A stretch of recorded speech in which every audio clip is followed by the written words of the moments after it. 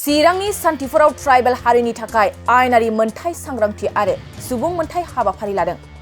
थांनाय सानखालि अल Assam tribal students इउनियननि बानजायनायाव चिरां जिल्ला सान्थिफुर गोजौ फरायसालिनि गेवलां फोथाराव ट्राइबेल हारिनि आयेनारि मोनथाय आरो सुबुं मोनथायनि सायाव मिथिनाय मोनसे सांग्रांथियारि हाबाफारिया जानानै थाङो। बे मेहेरगोनां सांग्रांथियारि हाबाफारियावनो सान्थिफुर ओनसोलनि गंफ्रोमबो गामिनि गावबुरा आरो रायजो राजाफ्रा बाहागो लायो। बे मेहेरगोनां हाबाफारियावनो गाहायै बाहागो लायो अल आसाम ट्राइबेल स्टुडेन्ट इउनियननि बोसोनगिरि राजु देउरि, चिरां जिल्ला राभा फरायसा आफादनि दैदेनगिरि आरो बनसुनि दैदेनगिरिफ्रा। हाबाफारि बानजायनायजोंनो लोब्बा लाखिनानै बिथांमोना खौरांगिरिनि सिगाङाव मा फोरमायखो आबुङै मिथिना ला। दा मोनसे बुस्थुखौ नाय, जोङो दिनैनि मेन प्रग्रामनि उद्देश्यआनो जाहैबाय एसटि एससि एट्रसिटि एक्ट लिगेल राइट्सनि सायाव। लिगेल राइट्स होनबा मा बुजियो? लिगेल माने जोंनि ट्राइबेलफोरनि मोनथाय ए टु जेड। लिगेल राइट्सआ जाहैबाय जानायनिफ्राय एकदम जोबजासे, फरायनायनिफ्राय, साख्रि लानायनिफ्राय, प्रमोसन जानायनिफ्राय, फरेस्ट डुवेलार राइट्स, एट्रसिटि एक्ट बेखौ मानो नांगौ? जोंनि मानसिफ्रा एवार नङा। बबेबा गामिफ्राव पुलिस थाङोबा सोरबा गियो। मानि थाखाय गियो? जों नलेज गैया। नलेज इज पावार होनदों। जेब्ला नोङो नलेज फैगोन होमब्ला नों गावखौनो गोरा मोनो। लिगेलियाव जेरेखम हमना ला एडभकेटफ्रा बांद्राय गिया, नंगौ नङा? दानि जुगा सोरबा धमखि होनाय, सिखा रुवा दाननाय, सिलाइनि जुग गैला। जोङो दा लिगेल राइट्स बेफोरखौ जोंसो जुजिनांगौ जायो। दा जोंनि एवारनेस खालामनाया बेनो, मोनफ्रोमबो गामिनिफ्राय दिनै गावबुरा फैदों। गावबुराया गामिनि गारजेन। दा गावबुराया लिगेल राइट्सनि फारसे मोनथियोब्ला, बिसोरो गामियाव माबा मोनसे जायोब्ला बिसोरो गामिनि माबाखौ जाय लिगेल जेनेबा पुलिसजों बिसोर रायलायनानै माखासे सल्भ खालामनो हागोन। बेनो जोंनि उद्देश्य। बेनि अनगायैबो जोंनि बेसेबां लिडार दं, माहारियारि आफाद दं, जोंनि लिडारफ्रा जोंनि बे लिगेल राइट्सखौ एवार नङा। बिनि थाखायनो जोंनि लिडारफ्रा मा जायो, एखमबा थांहां फैहां खालामा, माने कनफिडेन्स गैयै बायदि जायो। थांहां फैहां ओरै थांबा मा जागोन नामा, माने गिनाय फैयो आरो। जेब्ला जों लिडारफ्रा बे लिगेल राइट्सआव गोख्रों मोजां मोनथिगोन, अब्ला गासैबो मोनसे कमिटमेन्ट लानानै जोंनि रायजो राजाखौ दैदेनलांनो हागोन। बेनो जोंनि उद्देश्य। थेंक इउ, गोजोन्थों। আমি দেখিবলৈ পাইছোঁ অল আছাম ষ্টুডেণ্ট ইউনিয়নে এটা কাৰ্যসূচী লৈছে। কাৰ্যসূচীটো আপুনি কি কয়? At a very first, at the outset, I thank মোৰ যিবিলাক আমাৰ অল আছাম ট্ৰাইবেল ষ্টুডেণ্ট ইউনিয়নৰ অফিচ বেৰিয়াৰ, পাৰ্টিকুলাৰলি মোৰ প্ৰেচিডেণ্ট আৰু ভাইচ প্ৰেচিডেণ্ট তেখেতসকলে আমাৰ এটাই মিছন এটা আছে কি আমি আৱেৰনেছ ক্ৰিয়েট কৰিব লাগে এমংছ অল দ্য ট্ৰাইবেলছ। আমি সেইটো কাৰণে আজি এইটো শান্তিপুৰত চিৰাং ডিষ্ট্ৰিক্টত আমি এট্ৰচিটি এক্টটো আৱেৰনেছ ক্ৰিয়েট কৰাৰ কাৰণে সেইটো ইম্পৰ্টেঞ্চটো সেইটো কাৰণে ভাবিছোঁ। কেলৈ এট্ৰচিটি এক্টত এটা দফা ৰুল এটা আছে 16 ৰুলত, তাতে এটা কমিটি এটা হ'ব লাগিছিলে under the leadership or the chairmanship of the deputy commissioner of Chirang. কিন্তু আজিলৈকে এই কমিটিটো ফৰ্ম হোৱা নাই।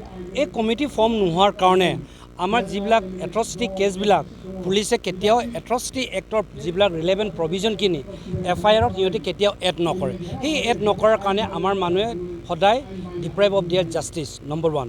নম্বৰ 2, ইয়াত আমাৰ ফৰেষ্ট ৰাইট এক্টটো টোটেলি ভাইলেট কৰি আছে। ট্ৰাইবেল মানুহ হাবি জংঘল বসবাস কৰি আছে, ফৰেষ্টত আছে, তেখেতসকলৰ অধিকাৰ আছে, কিন্তু তেখেতসকলকে সদায় টাৰ্গেট কৰি পেলাই তেখেতসকলকে ইভেকশ্যন কৰাই আছে। আমি অল আছাম ট্ৰাইবেল ষ্টুডেণ্ট ইউনিয়নে সেইটোৱে ডিমাণ্ড কৰিছোঁ UPPL গভৰ্ণমেণ্টক যে আপোনালোকে ট্ৰাইবেল বেলেঞ্চ ব্লকৰ হাইকোৰ্টৰ যিটো ষ্টেণ্ডিং অৰ্ডাৰ সেইটো আপোনালোকে ফুলফিল কৰকচোন। আপোনালোকে কমপ্লিটলি ইভেকশ্যন কৰি আমাক দেখাই দিয়ক, আমি ৰাইজে আপোনাক খুব ভাল পাম, নম্বৰ 1। নম্বৰ 2, ট্ৰাইবেল মানুহবিলাকক হাবি জংঘলত যিসকল মানুহে বসবাস কৰি আছে চিন্স ইনচেপশ্যন ব্ৰিটিছ নাহাৰ আগৰ পৰা, তেখেতসকলক আপোনালোকে ইয়ৰ গভৰ্ণমেণ্ট BJP গভৰ্ণমেণ্ট মাটি পতা আপোনালোকে তেখেতসকলক দি দিয়ক। আৰু থাৰ্ডলি SP ডাঙৰীয়াক মই ইয়াৰ পৰা ৰিকুৱেষ্ট কৰিছোঁ থ্ৰু ইয়ৰ চেনেল যে ছাৰ এজ এণ্ড ৱেৰ আমাৰ যেতিয়া FIR আমি লঞ্চ কৰোঁ, most of the time concern office in charge OC বা IO জানি বুজি ডেলিবেৰেটলি অৰ ইণ্টেন্সলি এট্ৰচিটি এক্টটো প্ৰভিজনটো সিহঁতি ইনচাৰ্ট নকৰে। সেইকাৰণে আমি ডিপ্ৰাইভ হৈ আছোঁ। Therefore as and when atrocity case আহে থানাত, তেতিয়াহ'লে পুলিচ অফিচাৰসকলে এট্ৰচিটি এক্ট প্ৰভিজনটো ইনচাৰ্ট কৰিব লাগে, এড কৰিব লাগে, আৰু কালপ্ৰিটক সদায় পানিছ দিয়াটো আমি বিচাৰোঁ। because criminal is criminal, law is law, very clear. Rule clear আছে, ল ক্লিয়াৰ আছে, আৰু আমি ট্ৰাইবেল মানুহ আমাক ন্যায় দিব লাগে। That's all, thank you. Most of the time কি হয়, থানাত যেতিয়া আমি whether tribal non tribal that is not a issue, আমি যেতিয়া FIR লজ কৰোঁ থানাত, কেতিয়াবা OC থাকে, কেতিয়াবা ছেকেণ্ড অফিচাৰ থাকে, তেখেতসকলে আমি এজাহাৰ কপিটো এজ পাৰ দ্য CRPC 154 মতে এটা কপি ৰিচিভ কৰি পেলাই ল'ব লাগে, এটা আমাক চিল ষ্টাম্প মাৰি দিব লাগে। কিন্তু জানি বুজি অসমৰ পুলিচে আমাৰ এই অকৰা অজলা গাঁৱৰ মানুহখিনিক এই কাগজটো দি নিদিয়ে। It is a violation of the procedure. কিন্তু আমি সচেতন নোহোৱাৰ কাৰণে পুলিচ ডিপাৰ্টমেণ্টে এই SI বিলাকে এইটো এটা আনডিউ এডভান্টেজ লয়, নম্বৰ 1। নম্বৰ 2, যদি পুলিচে দেৰি কৰে, ডিলে কৰে, আমি তেতিয়া SPক জনাব পাৰোঁ, এইটো প্ৰচিজাৰ এটা আছে। আৰু পুলিচে যদি কনচাৰ্ণ অফিচাৰ ইনচাৰ্জে, অফিচ ইনচাৰ্জ বা IOয়ে বা সাব ইন্সপেক্টৰ যদি কেছটো ৰেজিষ্টাৰ নকৰে, তেতিয়াহ'লে as per the CRPC 154 sub clause 3 মতে আপুনি CGMত গৈ পেলাই পিটিশ্যন এটা দিব পাৰে। That is 2। থাৰ্ডলি, আপুনি যদি আমাক এনেকৈ এট্ৰচিটি ক'ৰবাত ঘটনা যদি হিনিয়াছ এট্ৰচিটি অফেন্স যদি ক'ৰবাত যদি অকাৰ হয়, তেতিয়াহ'লে আমাৰ ফোন নম্বৰ আমি অলৰেডি টল ফ্ৰী নম্বৰ এটা দিয়া আছে, তাতে আপোনালোকে কণ্টেক্ট কৰিব পাৰে। আদাৰৱাইজ কোকৰাঝাৰত মোৰ office Barrier round the clock available আছে, আপোনালোকে লৈ ল'ব পাৰে, আপোনালোকে আমাক জনাব পাৰে। আমি ভলেণ্টিয়াৰলি উইলিংলি আহি পেলাই আপোনালোকক কি পাৰে উইদিন আৱাৰ কেপাচিটি আমি আপোনালোকক নিশ্চয় we will extend our legal এছিষ্টেণ্টটো আমি কৰিম। That's all, thank you. All Assam tribal student এটা আৱাৰ্নেছ প্ৰগ্ৰাম হৈছে, ইয়াত আহি আপুনি কেনেকুৱা লাগিছে? আপোনালোকক পোনপ্ৰথমে মই ধন্যবাদ জনাইছোঁ। যথেষ্ট সঁহাৰি পাইছোঁ, ভাল লাগছে। প্ৰথম মই ক'ব লগা হ'লে মোৰ প্ৰথম যে এনেকুৱা আমাৰ ট্ৰাইবেলবিলাকৰ অধিকাৰ আছে, আৰু আমি এনেকুৱা এটা ট্ৰাইবেল জনজাতিৰ মানুহ, সেই বস্তুখিনি আমি ইমান দিনলৈকে অপেক্ষা বুজি পোৱা নাছিলোঁ। আজি সেই ধুনীয়াকৈ স্পষ্ট বুজি পালোঁ যে ট্ৰাইবেলৰ ইমান অধিকাৰ আছে, এই অধিকাৰখিনি যাতে লেখত ল'বলগীয়া, আৰু ভৱিষ্যতত আমি ট্ৰাইবেল মানুহখিনিয়ে এক হৈ থাকিবৰ কাৰণে মই সজাগ হ'বলৈ আহ্বান জনাইছোঁ চবকে।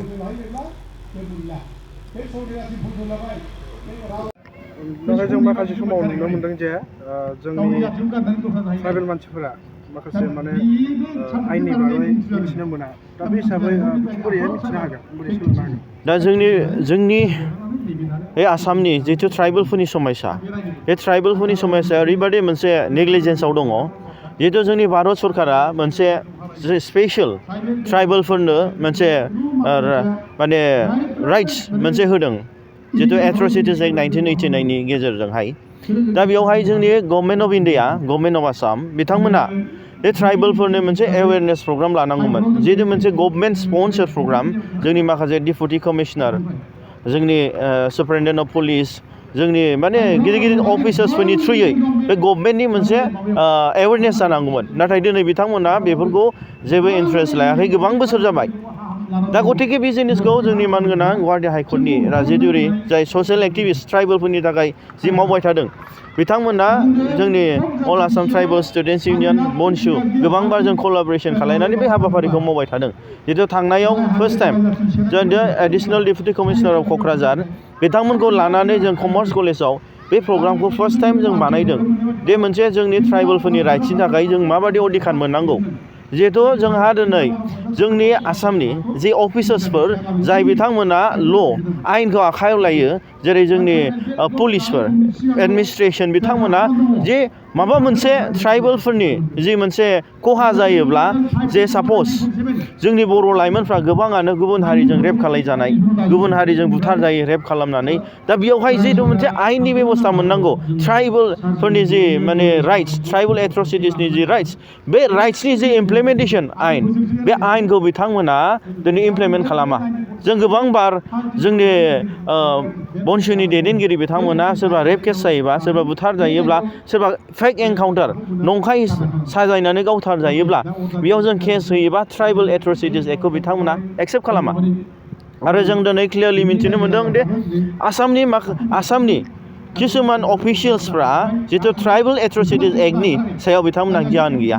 गतिके जोंहा दिनै जे ट्राइबेलफोरा माबा मोनसे सोरबा जाथिजों दिनै बुथार जायोबा मुगै जायोबा गाज्रि नोजोरजों माने फान्दाय जायोब्ला जोंखौ नासय जायोब्ला बिनि सायाव जोंहा ट्राइबेलफ्रा अधिकार दं बे अधिकारखौ दिनै जोङो आयेननि बेबस्थायै आयेननि भाबै जों लानो हायो दिनै जोंहा जोंनि बे ओनसोलाव दि जोंनि थागिबि बर' ट्राइबेलफ्रा जोंनि हायावनो दिनै सरकारजों जोङो होखारजादों जिहेथु जोंहा फरेस्ट डिवेलप्स एक्ट नङा होमबा बिनि भाबै जोंहा मोन्थाय दंमोन दा बे जिनिसखौ जोंनि मानसिफ्रा मिन्थियैनि थाखाय जों आयेननि न्याय मोनाखै दा जों गोबां जेनेबा जोंनि बर' लाइमोनफ्रा गोबां फेक एनकाउन्टार ना एनडिपिनि नामाव भिएलटिनि नामाव ना गोबां माने नामावहाय दिनै गावथारजाबाय सोरबा बायदिया नै भुमखा बायदियाव 12 जन 13 जन बर' हिन्जावफ्रा गोदो आसाम पुलिसजों रेप खालामजाबाय दा बैफोरबादि अयनाय जाय जिनिससे ट्राइबेलनि गेजेराव दिनैबोसिमबो जाबाय थादों जेरै मालाबा जोंनि बर' गथ'फोर उन्दै गथ'फोरा लांनानै रेप खालामजायो नङा होमबा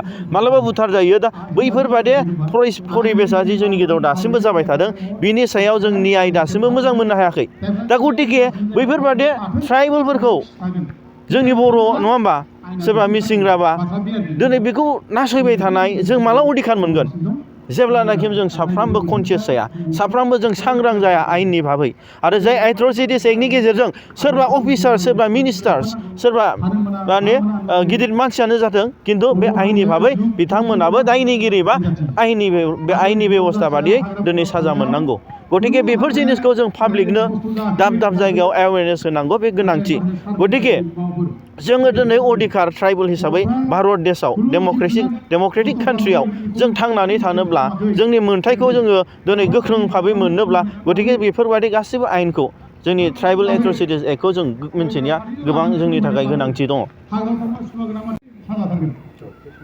सार जों दिनैनि दिनावहाय नुनो मोनदों अल आसाम ट्राइबेल स्टुडेन्ट इउनियनआ मोनसे बेयाव एवारनेस प्रग्राम हाबाफारि लादों बेयाव बेनि गेजेरजों नोंथाङा पाब्लिकनो मा मेसेज होनो सानो दिनैनि बे जोंनि सान्थिफुरनि बे गेवलां फोथाराव जोंनि ट्राइबेलफोरनि मोनसे एवेयारनेस प्रग्राम जिहेथु जोंनि एट्रसिटिस एक्टनि एगेन्स्टआव दा मोनसे बेयाव हाबाफारि लानाय जादों जोंनि मानगोनां अल आसाम ट्राइबेल स्टुडेन्टस इउनियननि दैदेननायाव दा बेयावहाय गोबां आफादफोर दैदेनगिरि बिथांमोना बाहागो लादों आरो गोबां जोंनि बे ओनसोलनि मेलेमजिबि गावबुरा बिथांमोना बाहागो लादों दा बेयावहाय बे जोंनि माखासे ट्राइबेलफोरनि जि मोन्थाय ट्राइबेलफोरनि जि जोंहा जि अधिकार बे अधिकारखौ दिनै जोंनि साफ्रोमबो जोंनि ट्राइबेल मानसिफ्रा जोंनि बर' राभा मिसिं कार्बि बेसेबां जोंनि आसामाव ट्राइबेलफोर दं दा बे राइट्सखौ मिन्थिहोनो थाखाय मानगोनां जोंनि गुवाहाटी हाइकर्टनि एडभकेट राजि देउरि बिथाङा दिनै बेयाव बाहागो हिसाबै चिफ गेस्ट हिसाबै नुजाफैदों आरो बेयावहाय जोंनि जे मोनसे ट्राइबेल श'नि जे मोनसे राइट्स जे मोनसे एट्रसिटिसनि एगेन्स्टआव ट्राइबेलफोरखौ डिफ्राइभ खालायनानै ट्राइबेलफोरखौ एक्सप्लयटेसन नाख्रेबनाय नासयनाय गादबनाय बिनिफ्राय उदां जानो थाखाय जोंनि मानगोनां रायजो राजा बिथांमोनखौ दिनैनि बे हाबाफारिनि गेजेरजों मोनसे एवेयारनेस प्रग्राम लाफैनाय जादों आरो बे हाबाफारिया जोबोद मेहेर गोनां जादों